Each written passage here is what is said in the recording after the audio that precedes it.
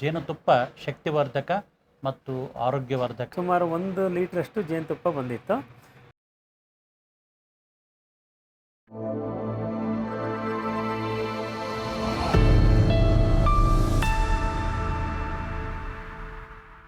Hi hello ನಮಸ್ಕಾರ, ನಾನು ನಿಮ್ಮ Chetan. Welcome back to ABC Chetan YouTube channel. ಇವತ್ತು ನಮ್ಮ ಜೊತೆ ಇದ್ದಾರೆ ಡಾಕ್ಟರ್ ವಿಜಯ್ ಅಂಗಡಿ ಸರ್ ಅವರು ಇವತ್ತು ನಮಗೆ ಜೇನು ಪೆಟ್ಟಿಗೆನ ಹೇಗೆ ನಿರ್ವಹಣೆ ಮಾಡಬೇಕು ಅಂತ ತೋರಿಸ್ಕೊಡ್ತಾ ಇದ್ದಾರೆ ಈ ವಿಡಿಯೋದಲ್ಲಿ. ನಗರದಲ್ಲಿ ಜೇನು ಸಾಕಾಣಿಕೆಯನ್ನು ಸುಲಭವಾಗಿ ಮಾಡ್ಕೊಳ್ಬೋದು, ಆದರೆ ಇದ್ರ ಬಗ್ಗೆ ಜ್ಞಾನ ಇರಬೇಕು. ಯೂಟ್ಯೂಬ್ನಲ್ಲಿ ಸ್ವಲ್ಪ ಸಿಗುತ್ತೆ, ಆದರೆ ಪ್ರತ್ಯಕ್ಷವಾಗಿ ನಾವು ತರಬೇತಿಯನ್ನು ತೆಗೆದುಕೊಂಡು ಅಥವಾ ಅದರ ಬಗ್ಗೆ ವಿಚಾರಗಳನ್ನು ತಿಳಿದುಕೊಂಡ್ರೆ ಇನ್ನಷ್ಟು ನಮ್ಮ ಕೆಲಸ ಸಲೀಸಾಗುತ್ತೆ. ಈ ಹಿನ್ನೆಲೆಯಲ್ಲಿ ಹಾಸನದಲ್ಲಿ ಕೆಲವು ಜನ ತಾರಸಿಯಲ್ಲಿ ಮನೆ ಮೇಲ್ಗಡೆ ಜೇನನ್ನು ಸಾಕಿದ್ದಾರೆ, ಅದರಿಂದ ತುಪ್ಪವನ್ನು ಪಡಿತಿದ್ದಾರೆ. ಜೇನುತುಪ್ಪ ಶಕ್ತಿವರ್ಧಕ ಮತ್ತು ಆರೋಗ್ಯವರ್ಧಕ ಅಂತ ಅಂದ್ಕೊಂಡು ನಾವು ಮರೆಯಲೇಬಾರ್ದು. ನಮ್ಮ ಮನೆಯ ಮೇಲಿರುವ ತಾರಸಿಯಲ್ಲಿ ನೆರಳು ಎಲ್ಲೆಲ್ಲಿರುತ್ತೋ ಅಲ್ಲಲ್ಲಿ ಜೇನನ್ನು ಸಾಕ್ಕೊಳ್ಬೋದು. ಒಬ್ಬೊಬ್ಬರು 1 ಅಲ್ಲ 2 ಅಲ್ಲ 4-6 ಜೇನು ಪೆಟ್ಟಿಗೆಗಳನ್ನು ಇಟ್ಕೊಳ್ಬೋದು. ಸ್ನೇಹಿತರೆ, ನಗರ ಪ್ರದೇಶಗಳಲ್ಲಿ ನಗರವಾಸಿಗಳು ಜೇನು ಸಾಕಾಣಿಕೆಯಲ್ಲಿ ಬಹಳ ಚೆನ್ನಾಗಿ ತೊಡಗಿಸ್ಕೊಳ್ಬೋದು. ಯಾಕೆಂದರೆ ನಗರದಲ್ಲಿ ಅನೇಕರು ಸಸ್ಯಗಳನ್ನು ಸಲುತ್ತಾರೆ, ಕೈತೋಟದಲ್ಲಿ ಮತ್ತು ರಸ್ತೆ ಅಕ್ಕಪಕ್ಕದಲ್ಲಿ, ತಾರಸಿಯಲ್ಲಿ, ಹೀಗೆ ವಿಭಿನ್ನವಾದ ಸಸ್ಯಗಳು ಇರೋದರಿಂದ ಜೇನಿಗೂ ಅನುಕೂಲ ಮತ್ತು ಸಸ್ಯಾಭಿವೃದ್ಧಿಗೂ ಪ್ರಯೋಜನ ಆಗುತ್ತದೆ. ಈಗ ನಾವು ಹಾಸನದ ಹೊಸ ಬಸ್ ಸ್ಟ್ಯಾಂಡ್ ಸಮೀಪ ಇರುವ ಮಾಲ್ತೇಶ್ ಮತ್ತು ಕವಿತಾ ಅವರ ಮನೆಯಲ್ಲಿ ಇಟ್ಕೊಂಡಿರುವ ಜೇನು ಪೆಟ್ಟಿಗೆಯಲ್ಲಿ ಜೇನನ್ನು ತೆಗಿತಾ ಇದ್ದೀವಿ. ಇದು 2ನೇ ಸಾರಿ ಜೇನುತುಪ್ಪವನ್ನು ತೆಗಿತಾ ಇರೋದು. ಬಹಳ ಚೆನ್ನಾಗಿ ಇಲ್ಲಿ ಹೊಂದಾಣಿಕೆ ಆಗಿದೆ. ಆಲೂರು ತಾಲೂಕು ಕೆಂಚನಹಳ್ಳಿಪುರದ ಭೂಪಾಲಕ್ಷಪ್ಪ ಅವರು ಈ ಜೇನು ಪೆಟ್ಟಿಗೆಯಲ್ಲಿ ನೊಣವನ್ನು ತುಂಬಿಸಿಕೊಟ್ಟಿದ್ರು ಅಂತ ಅಂದ್ಕೊಂಡು ಅವರು ಹೇಳ್ತಾಯಿದ್ರು.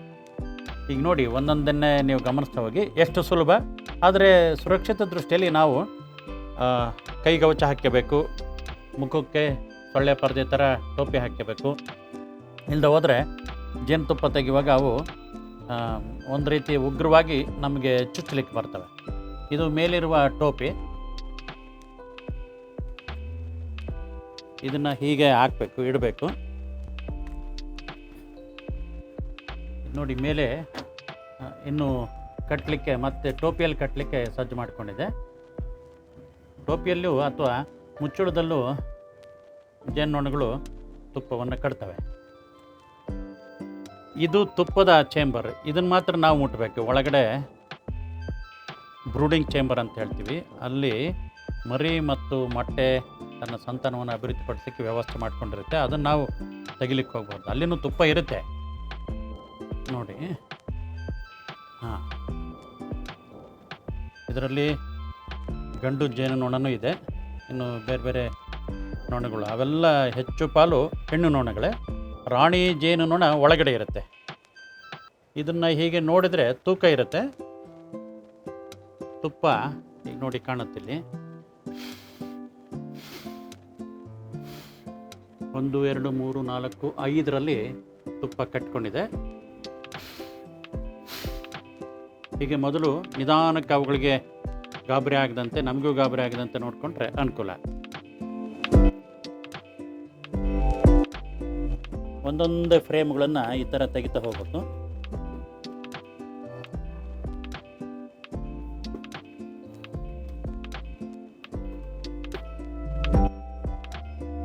ಇದು ಇನ್ನೂ ತುಪ್ಪ ಇಡುತ್ತೆ, ಹಂಗಾಗಿ ಇದನ್ನು ನಾವು ತೆಗೆಯೋದು ಸೂಕ್ತ ಆಗಲ್ಲ. ಇದನ್ನು ಹಾಗೆ ಇಲ್ಲಿಟ್ಬಿಟ್ರೆ ಆಯಿತು, ಮತ್ತು ಅದರಲ್ಲಿ ತುಪ್ಪ ಮುಂದುವರಿತದೆ.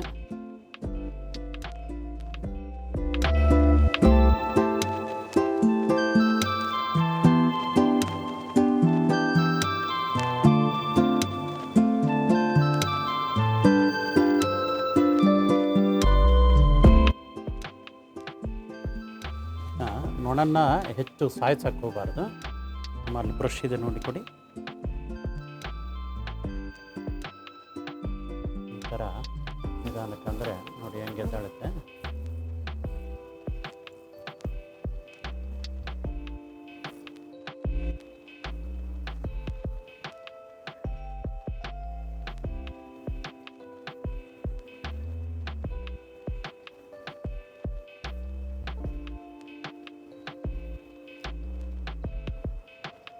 ಇದಕ್ಕೆ ಹೆಚ್ಚಿಗೆ ನೊಣಗಳು ಅಂಟ್ಕೊಂಡಿರ್ಬೋದು. ಅದನ್ನೆಲ್ಲ ತೆಗೆದ್ಬಿಟ್ಟು ಆಮೇಲೆ ಕತ್ತರಿಸಿ ಒಂದು ತಟ್ಟೆಗೆ ಹಾಕಬೇಕು. ಮಿಷಿನ್ಗೂ ಹಾಕ್ಕೊಂಡು ತೆಗಿಬೋದು, ಆದರೆ ಇದು ಸೊಟ್ಟ ಬಟ್ಟೆ ಇರೋದ್ರಿಂದ ಅಷ್ಟು ಸೂಕ್ತ ಆಗಲ್ಲ.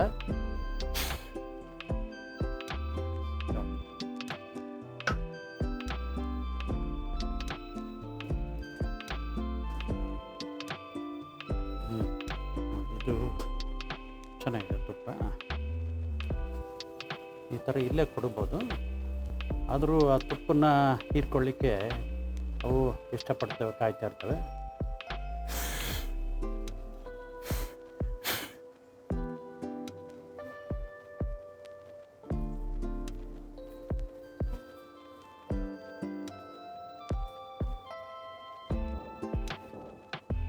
ಎರಡನೇ ಸಾರಿ ತುಪ್ಪ ತೆಗಿತಾ ಇರೋದು.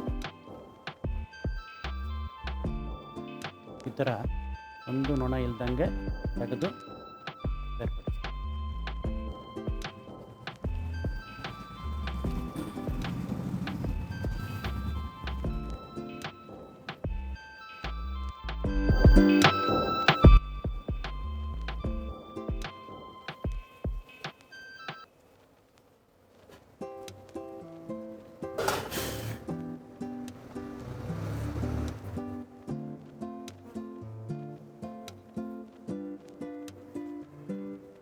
ನೋಡಿ, ಇದು ಭಾಳ ಚೆನ್ನಾಗಿ ಕಟ್ಟಿದೆ. ಇದೆಲ್ಲ ಮುಚ್ಚಿಬಿಟ್ಟಿದೆ, ತುಪ್ಪನ ಶೇಖರಣೆ ಮಾಡಿ ಮುಚ್ಚಿರೋದು. ಇದನ್ನು ತುಂಬಿಸ್ತಾ ಇತ್ತು ಇದೆಲ್ಲ.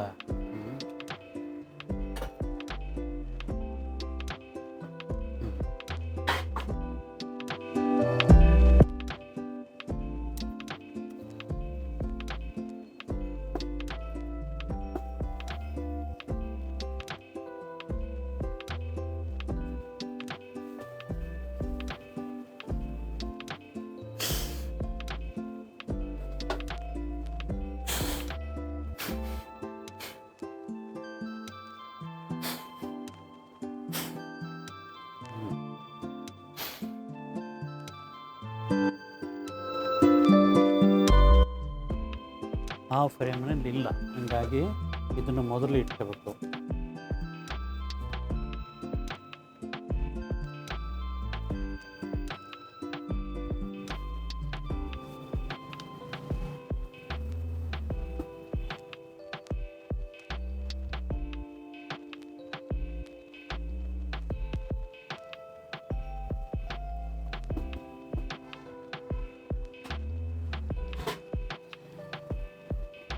ಅದು ಚೆನ್ನಾಗಿ ಕೆಲಸ ಮಾಡಿತಂದರೆ ಇನ್ನೊಂದು 15-20 ದಿನದಲ್ಲಿ ಮತ್ತೆ ತುಪ್ಪ ಕಟ್ಟುತ್ತೆ.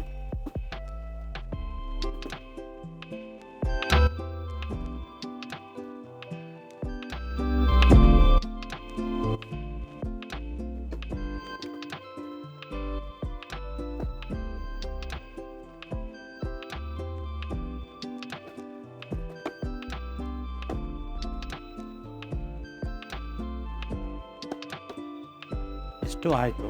ಈಗ ನೋಡಿ, ಇದ್ರದ್ದು ತೋರಿಸ್ತೀನಿ ನಿಮಗೆ. ಇದು ಬ್ರೂಡಿಂಗ್ ಚೇಂಬರ್ ಅಂತ ಹೇಳ್ತಾರೆ. ಇದರಲ್ಲಿ ಮೊಟ್ಟೆ, ಮರಿ ಮತ್ತು ರಾಣಿ ಜೇನು, ಕೆಲಸಗಾರ ನೊಣಗಳು, ಚಾಕು ಕೊಡಿ.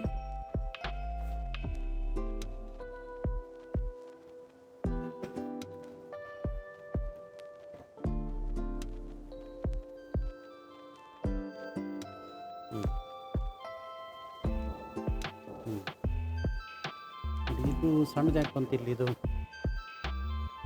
ದೊಡ್ಡ ಫ್ರೈಮ್ ಇಲ್ವಾ ನಿಮ್ಮಲ್ಲಿ? ನೋಡಿ, ಇದು ಸಣ್ಣ ಫ್ರೈಮ್ ಕೆಳಗಡೆನೇ ಕಟ್ಕೊಂಬಿಟ್ಟಿದೆ. ಎಕ್ಸ್ಟ್ರಾ ಇಲ್ಲ ಅಲ್ವಾ ನಿಮ್ಮಲ್ಲಿ ಜೇನುಪೆಟ್ಟಿಗೆ? ನೋಡಿ, ಇದು ಹಳೇದಾಗಿದೆ, ಹಾಗಾಗಿ ಇದನ್ನು ತೆಗಿಬೇಕು ನಾವು. ತೆಗೆದು ಹೋದರೆ ಇದು ನೊಣಕ್ಕೂ ಕಟ್ಟಾಗುತ್ತೆ. ಅದೇನು ಅಂದ್ಕೊಂಡಿದೆ, ಇದರಲ್ಲಿ ತುಪ್ಪ ಕಟ್ಟೋದಂತ ಅಂದ್ಕೊಂಡು ಮೊದಲು ತುಪ್ಪ ಕಟ್ಕೊಂಡಿದ್ದೆ, ಆಮೇಲೆ ಮೊಟ್ಟೆ ಗಿಟ್ಟೆಯನ್ನು ಇಟ್ಕೊಂಡು ರೆಡಿ ಮಾಡ್ಕೊಂಡಿದ್ದೆ.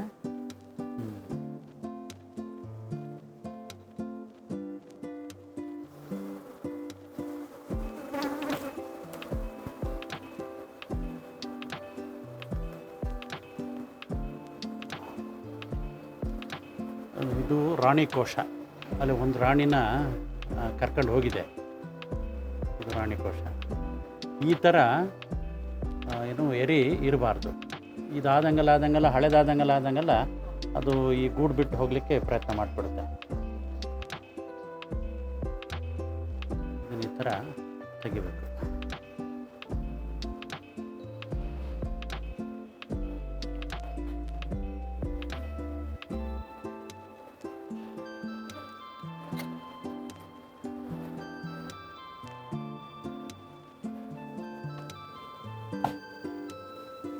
ಈ ಥರ ನೋಡಿ, ಇದರಲ್ಲಿ ಮೊಟ್ಟೆ ಇದೆ,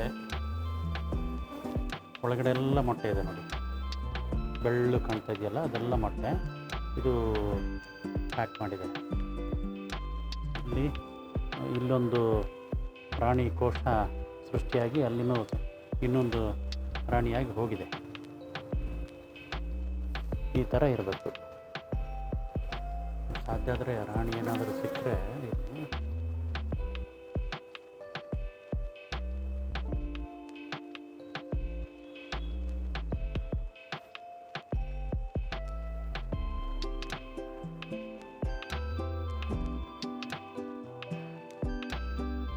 ಗಂಡು ನೊಣನೂ ಇದೆ, ಅಂದರೆ ಡಿವೈಡ್ ಆಗಿದೆ ಅಂತ ಅರ್ಥ. ಇದೆಲ್ಲ ಗಂಡು ನೊಣ, ಇದು ಅದು ಚುಚ್ಚಲ್ಲ.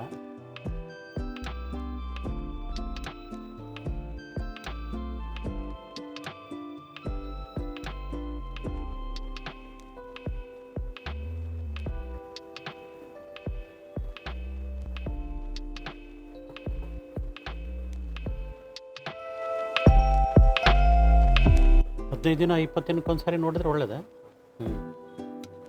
ತೀರಾ ನೋಡಲಿಲ್ಲ ಅಂದರೆ ಈ ಥರ ನೋಡಿ, ಇದು ಅಲ್ಲೇ ಹಳೇದಾಗ್ತಾ ಇದೆ. ಈ ಥರದನ್ನ ಚೇಂಜ್ ಮಾಡಬೇಕು. ಅದೇಟಿಗದೆ ಅದು ಬದಲಾವಣೆ ಮಾಡಲಿಕ್ಕೆ ಇಷ್ಟಪಡಲ್ಲ. ಹಂಗೆ ನಿಧಾನಕ್ಕೆ ವ್ಯತ್ಯಾಸ ಆಗಿ ಕಾಲನಿಂದ ಹೋಗ್ಬಿಡುತ್ತೆ.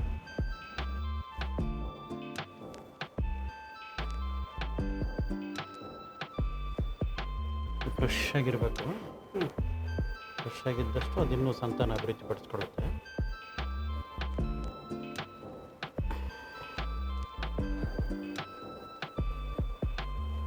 ಎಲ್ಲದೂ ಹಳೆಯದಾಗ್ತಾ ಇದೆ. ಬಿಟ್ಟೋಗ್ಬಿಡ್ತಾವ. ಅದು ಹೊಸದು ಕಾಲನಿ ಕಟ್ಟಲಿಕ್ಕೆ ಜಾಗ ಇಲ್ಲ ಅಂದರೆ ಬಿಟ್ಟೋಗ್ಬಿಡುತ್ತೆ. ತೆಗಿಬೇಕು. ಅದೇ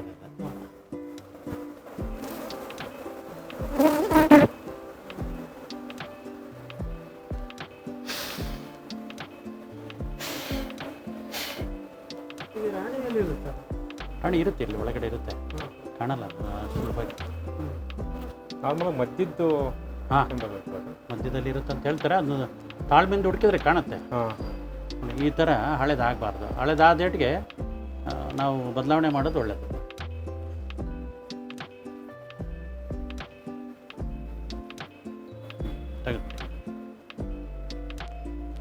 ಎಲ್ಲವನ್ನೊಂದು ಸಾರಿ ನೋಡಿದರೆ ನಮ್ಗೆ ಗೊತ್ತಾಗುತ್ತೆ ಏನೇನು ಹೆಂಗಿದೆ ಅಂತ.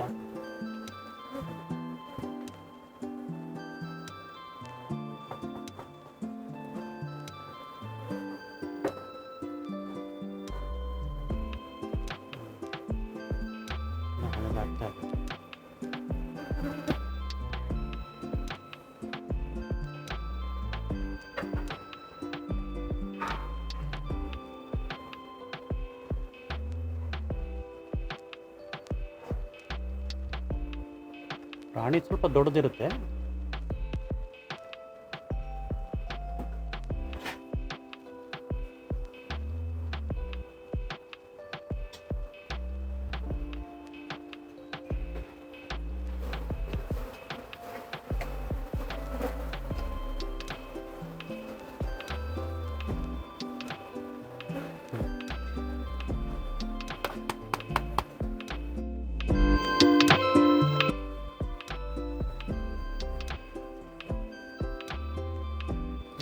ಒಂದು 2-3 ಪೆಟ್ಟಿಗೆ ಇದ್ದರೆ ಅಲ್ಲೇ ಅದನ್ನ ಹೊಸದನ್ನ ಇಲ್ಲಿ ತಂದಿಟ್ಟುಬಿಟ್ರೆ ಇನ್ನೂ ಅನುಕೂಲ ಆಗುತ್ತೆ. ಅದಕ್ಕೆ ಯಾವಾಗಲೂ ಒಂದು ಇದರಲ್ಲಿ ಪರವಾಗಿಲ್ಲ, ಆದರೂ ಹಳೇದಾಗ್ತಾ ಇದೆ. ಇದರಲ್ಲಿ ಮೊಟ್ಟೆ ಮರಿ ಇರೋದ್ರಿಂದ ಅದು ಉಳಿಸ್ಕೊಳ್ಳೋದು ಒಳ್ಳೆಯದು.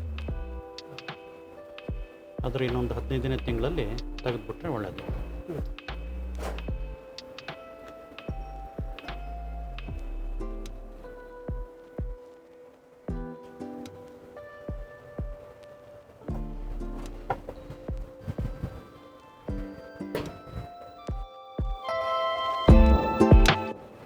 ಇದೆಲ್ಲದು ಹಳೇದಾಗಿಬಿಟ್ಟಿದೆ. ಇದೆಲ್ಲ ತೆಗೆದ್ರೆ ಮತ್ತೆ ಹೊಸದು ಕಟ್ಕೊಳ್ಳಿಕ್ಕೆ ಅನುಕೂಲ ಆಗುತ್ತೆ.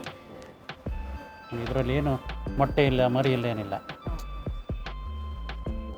ಸಾಮಾನ್ಯವಾಗಿ ಹಳೇದಾದಂಗೆಲ್ಲ ಅದಕ್ಕೆ ಮತ್ತೆ ಒಂಥರ ಕಾಯಿಲೆ ಬರುತ್ತೆ ಇದಕ್ಕೆ, ಏನು ಹೊಟ್ಟಿಗೆ ಅಥವಾ ಹೆರಿಗೆ, ವ್ಯಾಕ್ಸ್ ಮಾತು ಅಥವಾ ಇನ್ನೊಂದು ಬೇರೆದು ಏನಾದರೂ ಸಮಸ್ಯೆ ಬಂದುಬಿಟ್ರೆ ಇದ್ದಕ್ಕಿದ್ದಂತೆ ಎಲ್ಲ ಹೋಗ್ಬಿಡುತ್ತೆ.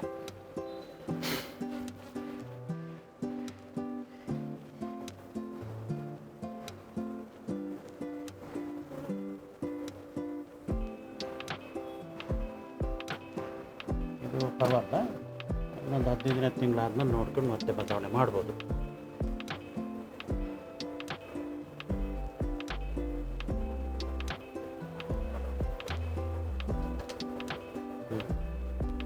ಕೊಡಿ ಫ್ರೇಮ್ಗಳು ಕೊಡಿ, ಖಾಲಿ ಫ್ರೇಮ್ಗಳು ಕೊಡಿ.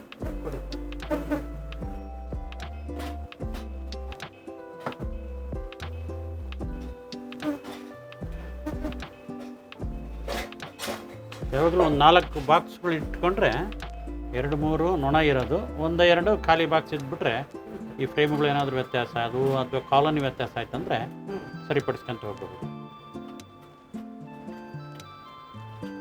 ಸರಿ, ಹೆಚ್ಚಿಗೆ ಮಾಡೋದಾದರೆ ಹಾಂ, ಇವಾಗ ಇಲ್ಲಿರೋ ಫ್ರೇಮ್ನ ಅದು ಇದರಲ್ಲಿ ಮರಿ ಮೊಟ್ಟೆ ಚೆನ್ನಾಗಿರ್ಬೇಕು. ಈ ಹಾಳಾದ ಮರಿ ಮೊಟ್ಟೆ ಇಲ್ಲದ್ದು ತಗೊಂಡು ಹೋದರೆ ಅವು ಎದ್ದೋಗ್ಬಿಡುತ್ತೆ, ಉಳಿಯಲ್ಲ. ಅಂದರೆ ಎರಿನೂ ಆ ಗೂಡೂ ಚೆನ್ನಾಗಿರ್ಬೇಕು, ಇಲ್ಲದೆ ಹೋದರೆ ಪ್ರತ್ಯೇಕ ಮಾಡಿದ್ರೂ ಪ್ರಯೋಜನ ಆಗಲ್ಲ.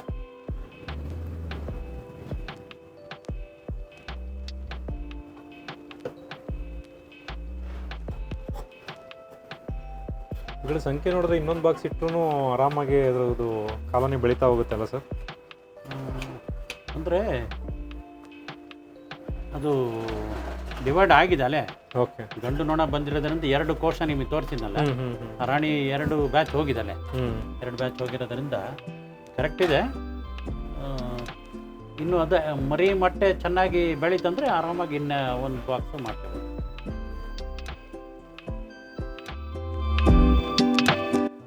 ಇವಾಗ ಎಷ್ಟೊಂದು ಫ್ರೇಮ್ಗಳನ್ನ ಖಾಲಿ ಮಾಡಿದ್ವಲ್ಲ, ಹ್ಞೂ, ಸೊ ಅದು ಎಲ್ಲೂ ಹೋಗಲ್ವಾ ಹುಳಗಳು? ಇಲ್ಲ, ಅದು ಅದರದ್ದು ತುಪ್ಪದ್ದು ಅದೇನು ಸಮಸ್ಯೆ ಇಲ್ಲ. ಈಗ ಎಷ್ಟು 2, 3, 4 ಅಂದರೆ ಅದು ಒಂಥರ ಅವಕಾಶ ಮಾಡಿಕೊಟ್ಟಂಗೆ ಇದು.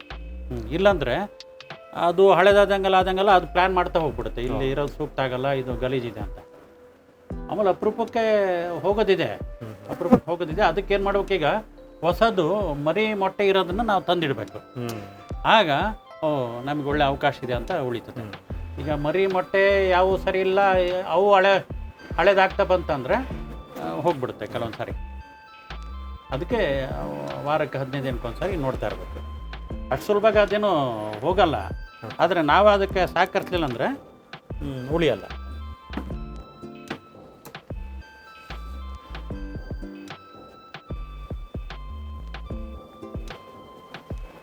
ಕೆಳಗಡೆ ನೊಣಗಳು ತುಂಬ ಇದೆ ಸರ್. ಓಹೋ,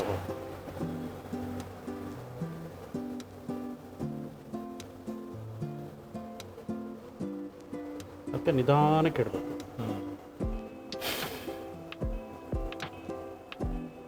ಎಲ್ಲೋ ಒಂದೊಂದು ಹೋಗುತ್ತೆ, ಆದರೆ ಆದಷ್ಟು ನಿಧಾನಕ್ಕೆ ಇಟ್ಟರೆ ಒಳ್ಳೆಯದು.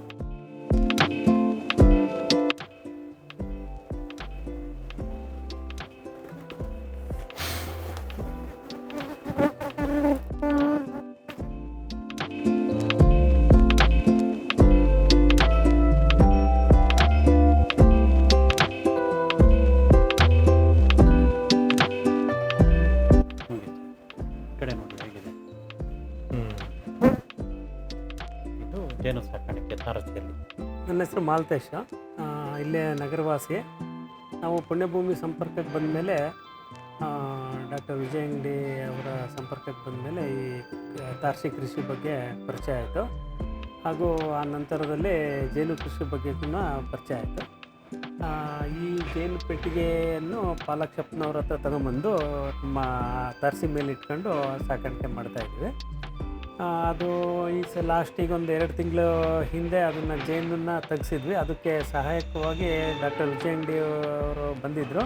ಅದು ಹೇಗೆ ತೆಗಿಯೋದು ಅಂತೇಳಿ ನಮಗೆ ಮೂಲತಃ ಹೇಳಿಕೊಟ್ರು. ಈಗ 2ನೇ ಸಾರಿ ನಾವು ಜೇನನ್ನು ತೆಗಿತಾ ಇದ್ದೀವಿ. ಮೊದಲನೇ ಸಾರಿ ಸುಮಾರು 1 ಲೀಟ್ರಷ್ಟು ಜೇನುತುಪ್ಪ ಬಂದಿತ್ತು. ಇದು ನಾವು ತೆಗೆದಾಗ ತುಂಬ ಆನಂದ ಆಯಿತು. ಆ್ಯಕ್ಚುಲಿ ಜೇನು ಆರೋಗ್ಯಕ್ಕೂ ಒಳ್ಳೆಯದು, ಆಮೇಲೆ ಭಾಳ ಒರ್ಜಿನಲ್ ಆಗಿರುತ್ತೆ. ಹಾಗಾಗ್ಬಿಟ್ಟು ನಮ್ಮ ಮನೆ ಮೇಲೆ ಸಾಕಾಣಿಕೆ ಮಾಡ್ಬೋದು ಅನ್ನೋದು ನಾವು ಪುಣ್ಯಭೂಮಿ ಸಂಸ್ಥೆಯಿಂದ ಕಲ್ತಿದ್ದೀವಿ. ಹಾಗೆ ಮುಂದುವರ್ಸ್ಕೊಂಡು ಹೋಗ್ತಾ ಇದ್ದೀವಿ. ಇನ್ನೂ ಈಗ ಸದ್ಯ 1 ಪೆಟ್ಟಿಗೆ ಇಟ್ಕೊಂಡಿದ್ದೀವಿ, ಇನ್ನೊಂದು 2-3 ಪೆಟ್ಟಿಗೆ ಇಟ್ಕೊಬೇಕು ಅನ್ನೋ ಒಂದು ಮನಸ್ಸಿಗೆ ಬಂದಿದೆ. ಅದನ್ನು ಮುಂದುವರ್ಸ್ಕೊಂಡು ಹೋಗ್ತೀವಿ. 1 ಪೆಟ್ಟಿಗೆಯಿಂದನೇ 1 ಲೀಟ್ರ್ ಲಾಸ್ಟ್ ಟೈಮ್ ತೆಗೆದಿದ್ದೀನಿ ಅಂತ ಅಂದರೆ? ಹಾಂ, 1 ಪೆಟ್ಟಿಗೆಯಿಂದ ಸುಮಾರು 1 ಲೀಟ್ರಿಂದ 1 ಲೀಟ್ರ್ 200 ಗ್ರಾಮಷ್ಟು ಸಿಗುತ್ತೆ. ಅದು ಸರಿಯಾಗಿ ಅದಕ್ಕೇನು ತೊಂದರೆ ಆಗದಿರೋ ಹಾಗೆ ಸರಿಯಾದ ನೆರಳಿರಬೇಕು. ಅದು ಡಿಸ್ಟರ್ಬ್ ಆಗದೇ ಇದ್ದರೆ ಅದಷ್ಟಿಗೆ ಅದೇ ಜೇನುಕೂಡು ಕಟ್ತಾ ಹೋಗುತ್ತೆ. ಇಷ್ಟೆಲ್ಲ ಅನುಕೂಲತೆ ಇದೆ. ಅದಕ್ಕೇನು ಸುತ್ತಮುತ್ತ ಗಿಡಗಳು ಬೇಕು, ಅದಷ್ಟಿಗೆ ಅದು 1.5-2 ಕಿಲೋಮೀಟ್ರ್ ತನಕ ಹುಳಗಳು ಹೋಗಿ ಆ ಪೋಲನ್ನೆಲ್ಲ ತಂದು ಶೇಖರಣೆ ಮಾಡಿ ಅದಷ್ಟಕ್ಕೆ ಅದೇ ಉತ್ಪಾದನೆ ಮಾಡ್ತಾ ಇರುತ್ತೆ. ಬಟ್ ಅದಕ್ಕೂ ತೊಂದರೆ ಆಗಬಾರ್ದು, ಪ್ರಕೃತಿ ಸಹಜವಾಗಿ ನಡೀತಾ ಇರೋದು ಕೆಲಸ. ಸಾಕಾಣಿಕೆ ಮಾಡ್ಬೋದು ಸಿಟಿಲಿ ಕೂಡ. ಎಲ್ರಿಗೂ ನಮಸ್ತೆ. ಜೇನು ಪೆಟ್ಟಿಗೆ ಇಟ್ಟು ಈಗ 10 ತಿಂಗಳಾಯಿತು. ಇದು ಇವತ್ತು 2ನೇ ಸರಿ ನಾವು ಜೇನು ತೆಗೆದಿರೋದು. 2 ತಿಂಗಳಿಂದ 2 ಲೀಟ್ರಷ್ಟು ಜೇನು ತುಪ್ಪವನ್ನು ತೆಗೆದಿದ್ದೀವಿ. ನಾವು ಫಸ್ಟಿಗೆ ಇಡುವಾಗ ಅಂದ್ಕೊಂಡ್ವಿ ಈ ಸಿಟಿ ಒಳಗಡೆ ಜೇನು ಶೇಖರಣೆ ಆಗತ್ತಾ ಅಂತ ಅಂದ್ಕೊಂಡ್ವಿ. ಆದರೆ ಆಶ್ಚರ್ಯ ಅನ್ನೋ ಹಾಗೆ ಈಗ 2ನೇ ಬಾರಿ ತೆಗೆದಿದ್ದೀವಿ. ಇದು ಇವತ್ತು 2ನೇ ಬಾರಿ ತೆಗೆದಿರೋದು.